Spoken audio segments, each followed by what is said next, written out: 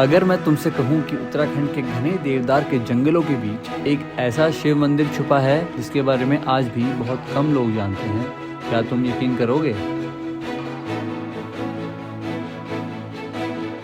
इसी सवाल का जवाब ढूंढने के लिए मेरा सफर शुरू हुआ देहरादून से।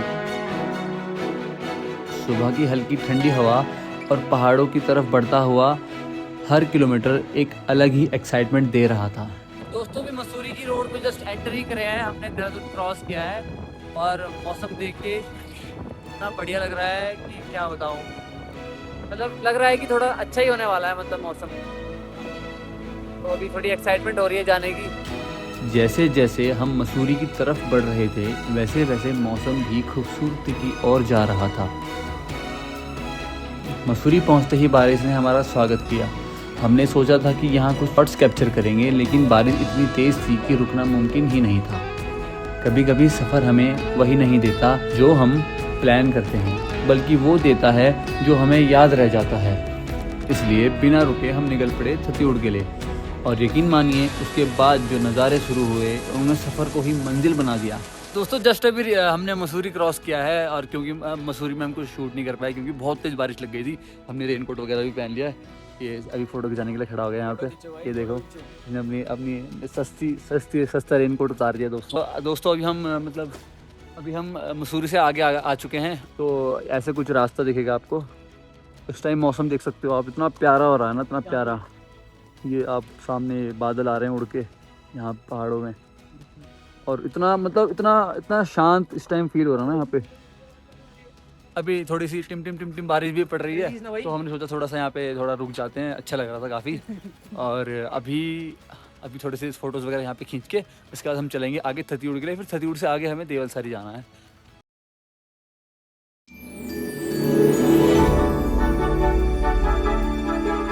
सड़क के ऊपर तैरती हुई धुंध, बादलों से घिरे पहाड़ और हर मोड़ पर बदलता हुआ एक नया कैनवस।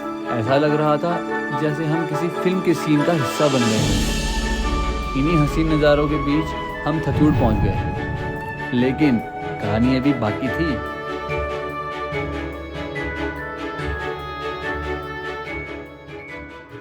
तो अभी हम आ चुके हैं देवलसारी वाली रोड पे। इधर से ऐसे हम उधर से आए हैं, और अभी हमें इधर जाना है। और अभी बारिश रुक चुकी है थोड़ी थोड़ी, और अभी आप वो देख सकते हैं सामने कितना, मतलब व्यू देखो आप, व्यू कितना बढ़िया आ रहा है। वो सामने ग्रीनरी फुल। भाई पता है क्या, पहाड़ों में आने का ना मजा रेनी सीजन में है, क्योंकि उस टाइम पहाड़ अपनी पीक ब्यूटी भी होता है। पीक ब्यूटी भी आप देख सकते हो, चारों तरफ हरा भरा ये चीड़ के पेड़।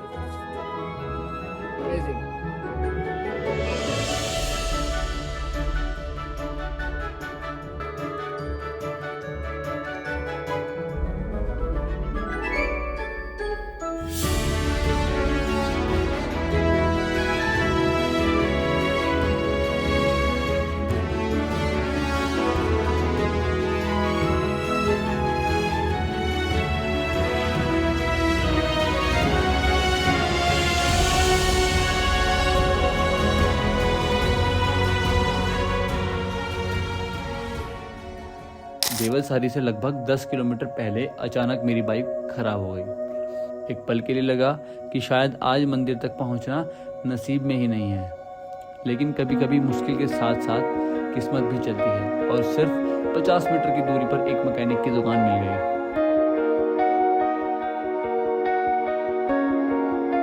दोस्तों, मेरी गाड़ी ख़राब हो चुकी है और रास्ते में ये ख़राब हो गई थी, तो अभी देखते हैं ठीक होती है कि नहीं होती है। अब हमें टेंशन हो रही है कि हम ना तो हम मंदिर जा सकते हैं, ना मंदिर का टाइम बचा है, ना घर जाने के लिए गाड़ी ठीक होती है। तो दिल में टेंशन थी कि बाइक ठीक होगी या नहीं, लेकिन कुछ ही देर में बाइक फिर से तैयार थी। तब लगा जैसे बाबा ने हमें खुद अपने पास बुलाया है। देवलसारी गांव में प्रवेश करते ही सब कुछ बदल सा गया। चारों तरफ फैली हरियाली, पहाड़ों की शांति, और फिर देवदार का वो घना जंगल। इतने ऊंचे पेड़ कि उनकी चोटियां आसमान से बातें करती हुई महसूस हो रही थी।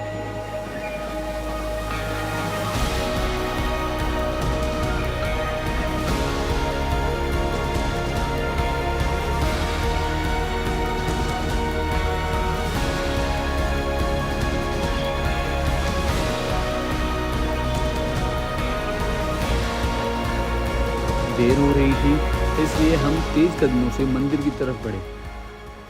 तो फाइनली दोस्तों अब हम देवसारी पहुंच चुके हैं और अब हम मंदिर के लिए ट्रैक कर रहे हैं। अंधेरा भी होने लग गया है क्योंकि काफ़ी लेट हो गई है, 6 बज चुके हैं और हाँ वही मतलब तो 6 बज चुके हैं। और अब मतलब जब सब लोग जाने लग रहे हैं और कुछ लोग बाहर भी खड़े थे, उन्होंने भी दर्शन कर लिए, वो भी जा रहे थे, पर लेकिन हम लोग अभी पहुँचे हैं। क्या करें, अब जब इतनी दूर से आ गए हैं तो दर्शन करना तो बनता ही है। मतलब आज इतनी रुकावटें आई रास्ते में, पहले तो बारिश के बाद लैंडस्लाइड मसूरी रोड पे बिल्कुल बीच में, फिर भी हमने गाड़ी वहाँ से अपनी बाइक को क्रॉस किया। और फिर उसके बाद जब हम थत्यूड़ क्रॉस करके देवसारी के लिए जा रहे थे तो हमारी गाड़ी ख़राब हो गई। पर किस्मत की बात ये कि हमें बिल्कुल जस्ट बगल में मैकेनिक मिल गया, तो उन भैया ने फिर हमारी गाड़ी को ठीक किया और उसके बाद हम वहाँ से आगे के लिए चले। और फिर पेड़ों के बीच से पहली बार नज़र आया कोनेश्वर महादेव मंदिर। उस पल को शब्दों में बयां करना मुश्किल है। चारों तरफ आसमान छूते देवदार के पेड़, बीच में विराजमान महादेव का मंदिर और हवा में एक अलग ही शांति, जैसे वक्त कुछ देर के लिए थम गया हो।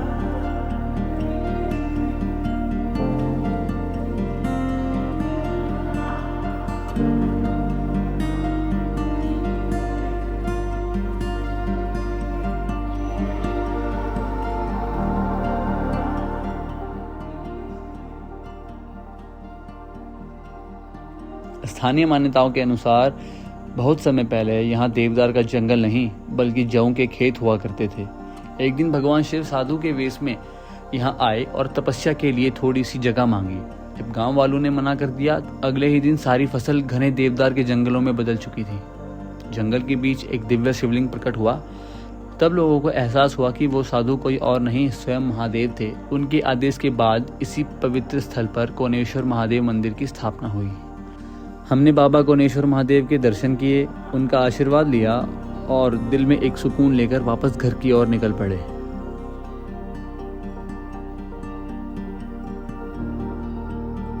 दोस्तों अब घर जा रहे हैं, दर्शन हमने कर लिए हैं, बहुत अच्छे दर्शन हुए और अब लेट भी काफ़ी हो गई है, तो हमें बहुत तेज़ अपनी बाइक चलानी होगी घर पहुंचने के लिए, क्योंकि टाइम पे जाना ज़रूरी है।